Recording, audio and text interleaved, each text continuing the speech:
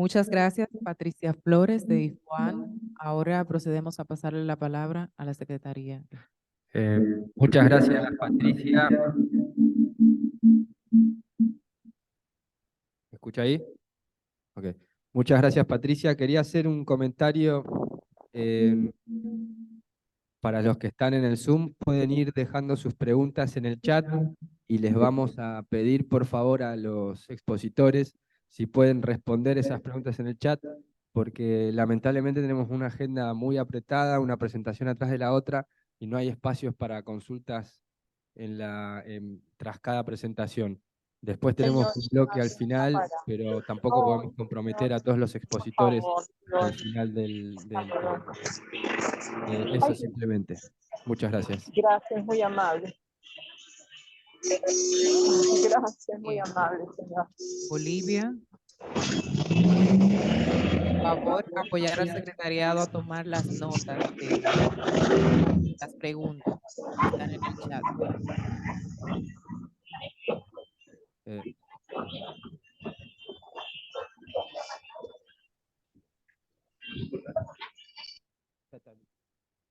Perfecto. Bueno.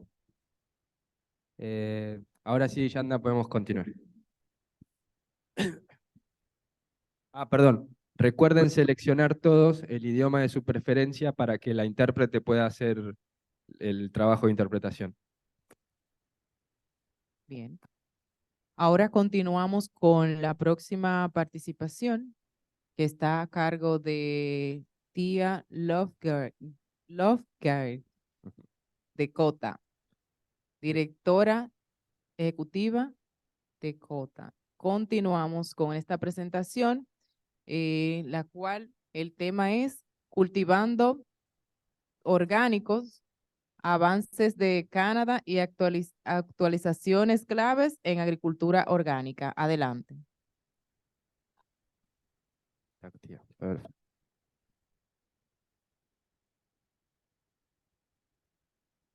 Good morning, everybody. I just wanting to make sure I get my screen all set. Can you see my screen in full?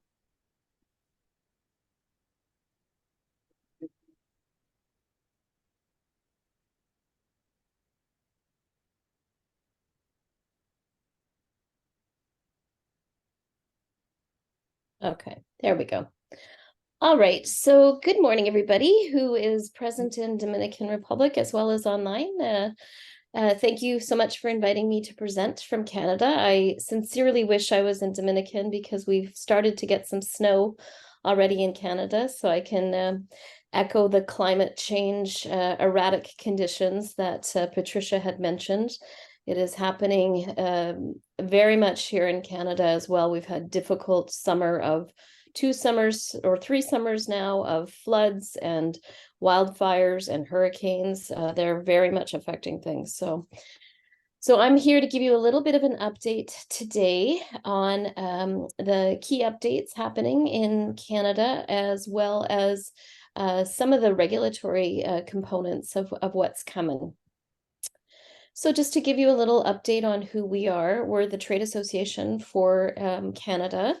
And we've been around since about 1985, originally joined with the Organic Trade Association in the United States, and then legally became our own entity in 2007. And our key areas that we focus on is market access, market research. We do all the consumer education to be able to build the market in Canada. And then, of course, work on regulatory affairs with our government, so doing government relations. And I just want to acknowledge that we are on the land of Indigenous peoples here in Canada, and I'm speaking to you from the unceded, unsurrendered territory of the Anishinaabe Algonquin Nation, located in the capital of Canada, Ottawa. So we are one of the largest organic markets in the world, and we continue to evaluate whether we're 5th or 6th largest consumer market. Sometimes Italy is larger than us, but currently we are holding the 5th largest consumer market position, and we have the 9th largest per capita spend globally. 2/3 of Canadians are buying organic products on a weekly basis.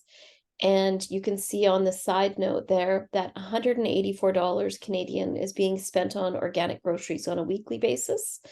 And particularly with COVID and with inflation, we continue to test whether that is consistent, that Canadians are continuing to buy more organic than the year before. And it was 23% continued to buy more than the year before. So it's becoming more popular and more available, definitely through increased production, but as well as incredible import amounts coming into our country. And of course, the Canada Organic logo is our regulated organic seal, and it's controlled by the federal government. And 54% of Canadians say that they trust the Canada Organic certified claim. For the exact amount of dollars that are being generated and sold here in Canada, we're a $10.26 billion market. That number includes everything in the non-food category.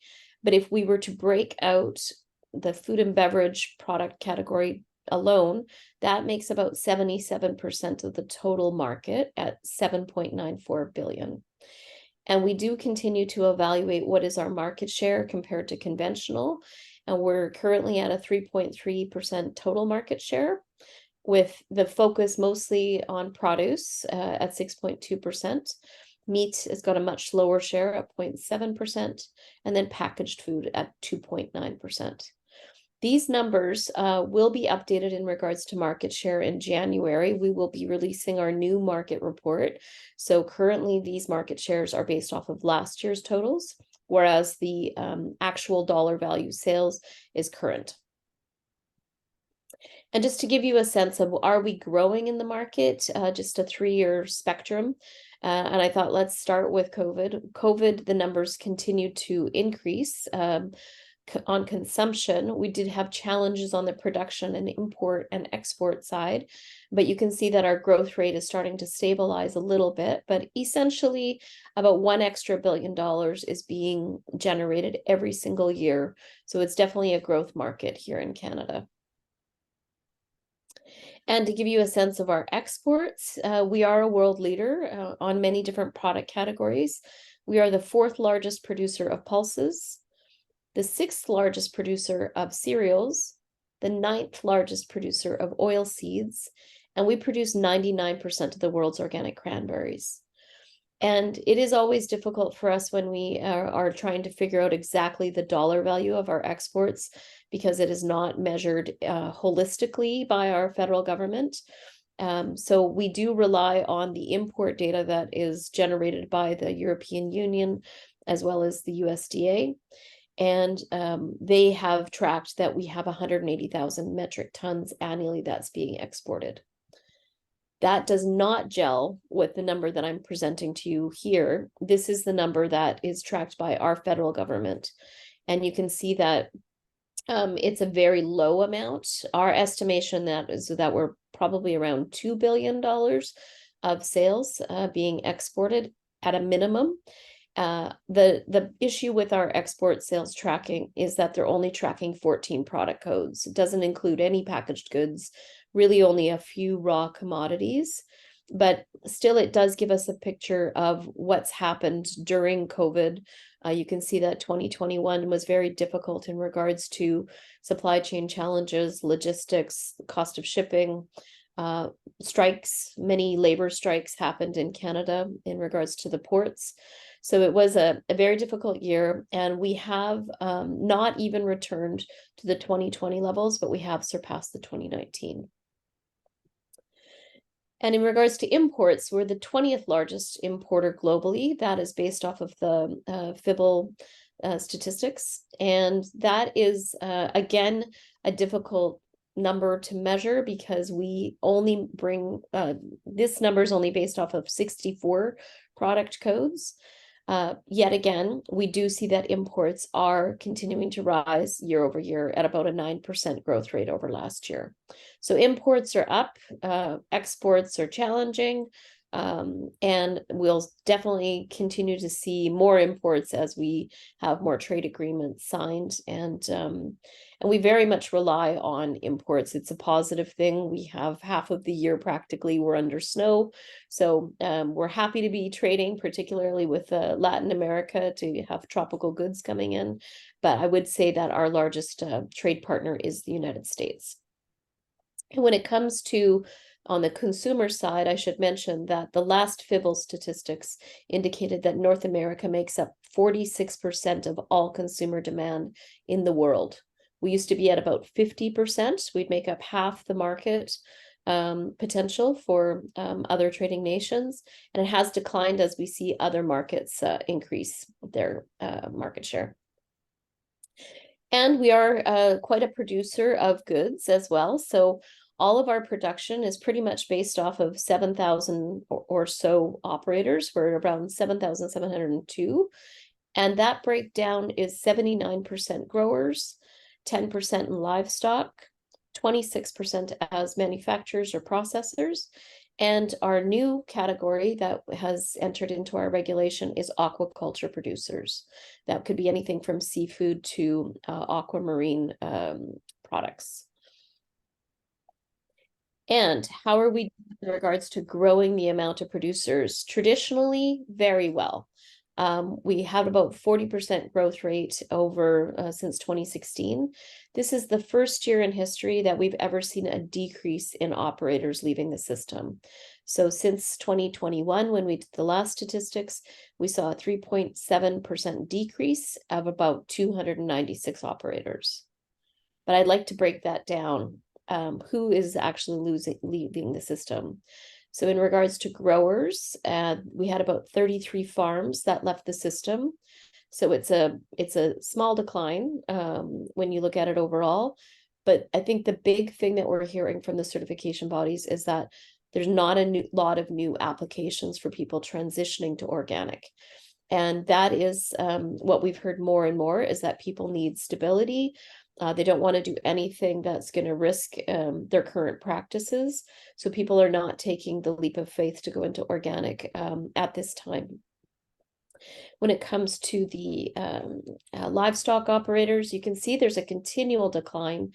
We have some regulatory issues that are a challenge for producers selling their products, trying to find butchers or abattoirs that are within their province or their region. So once we address maybe some of these regulatory issues, hopefully we'll be able to see those numbers increase. There's also a question of whether the demand is more for plant-based food, and there's a decline in overall meat consumption. That is very much a trend happening in Canada, but you can see that was about 7 livestock operators leaving the system. And our small numbers for aquaculture, you can see, is that we had about 2 new operators, 1 new operator actually joining. And just to get into the acreage, you can see that we've got quite a lot of land that is not used for anything but farming. There's a lot of Canada that we can't farm at all because of the climate, but you can see that we had around 700,000 new acres coming into production, totaling out at 3.8 million acres. And we certainly have seen an increase. So despite the decrease of farmers and producers leaving the system, we've still had an increase in production. Many people are continuing to convert more land, buy more farms, just extend out their territory. So big increase in fruits and vegetables, wild harvesting, forage green manure in natural areas. And just to kind of give you a sense of how that's been growing over time, we'll just keep going. The organic acreage, just to give you a comparative perspective, because we are a large landmass in North America, just referring to the United States, is that we have a lot more production of organic land in Canada compared to the United States.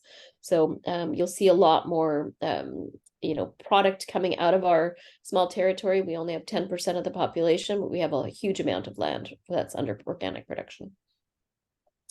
And all these statistics are available online, so that's why I'm moving through very quickly. You can go to our website and just go to our Shopify page and download any of our statistics that are there. I'm just going to give you some updates now on what we've been working on. We've been very motivated by what's happening in the European Union with their organic action plan, and we are putting together an organic action plan in Canada. There are multiple federal policies that are currently aligned with making sure that organic is the answer when it comes to hitting their net zero targets on emission reductions, on their biodiversity strategy commitments. Also, they've created a new focus on a sustainable agriculture strategy. So we have been very involved in writing that strategy to be able to be aligned with all the other objectives. But the other thing is that Canada cannot fall behind. We have to be able to be competitive with agriculture and organic trade. So it simply makes sense for us to focus on that as our associations come together. We have formed the Canadian Organic Alliance, which is all the organic associations in Canada, to be able to put together this organic action plan. Just to give you a sense of our timelines of that, we've been doing a public survey. It is now currently open. We've actually extended it again to November 2nd to make sure that we get as much feedback as possible from Canadian actors. But we essentially will be going to speak with our government later this month in order to get political support to be able to put this in place. The other updates to give you is on our organic equivalencies. This is the overall equivalencies that are happening in this world. We were able to join on a couple new partners in the last year. You can see that Canada has signed an agreement with Mexico. I'll just flip over here. These are all the current agreements that we have, but Mexico is our most recent one that we signed in February 2023. So for our Latin American friends, we're very happy about that. And just to highlight that these arrangements, of course, some of them are coming up for review or renewal. So we'll be working on the European Union one by the end of 2025. And there also will be discussions to review the Canada and US agreement arrangement. As we've never had a review of it, and many of our standards have changed over time. So it's time to review and clarify some language as well in there. Just to also point out again that aquaculture is now part of our federal regulation.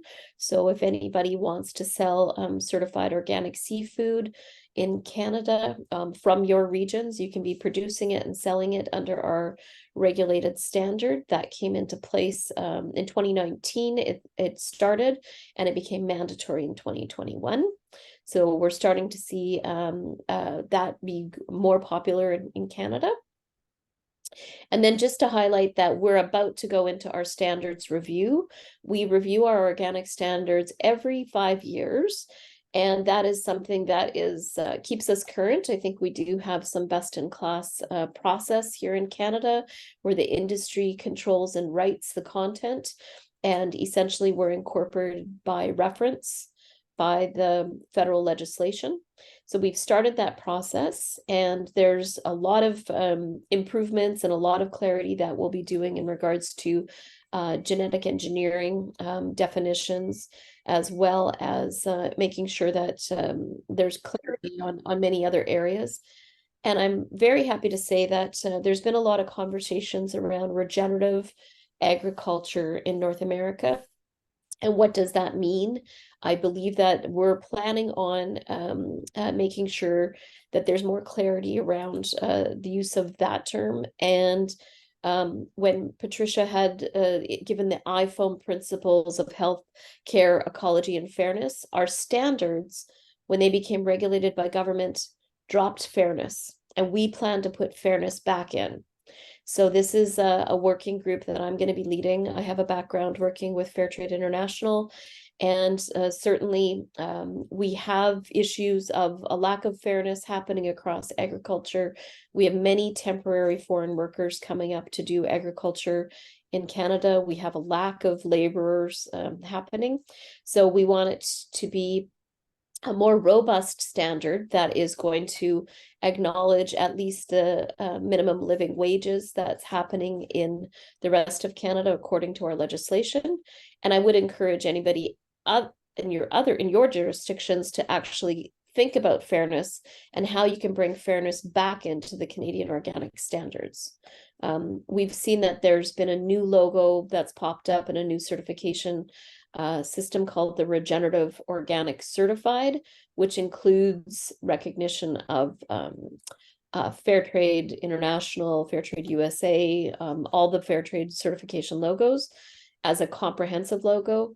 I think from our perspective, fairness should never have been dropped, and we should make sure that we take some leadership as an organic movement and bring fairness back into our standards.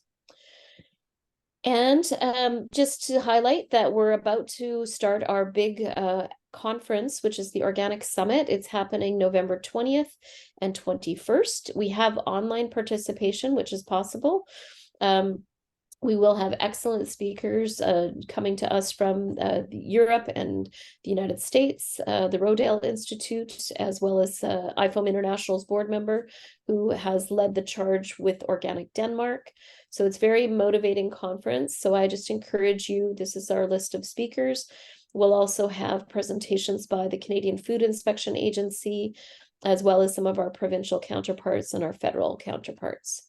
So please join us if you're able to online November 20th and 21st.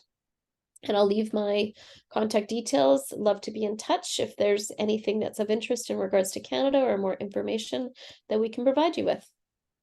Thank you so much.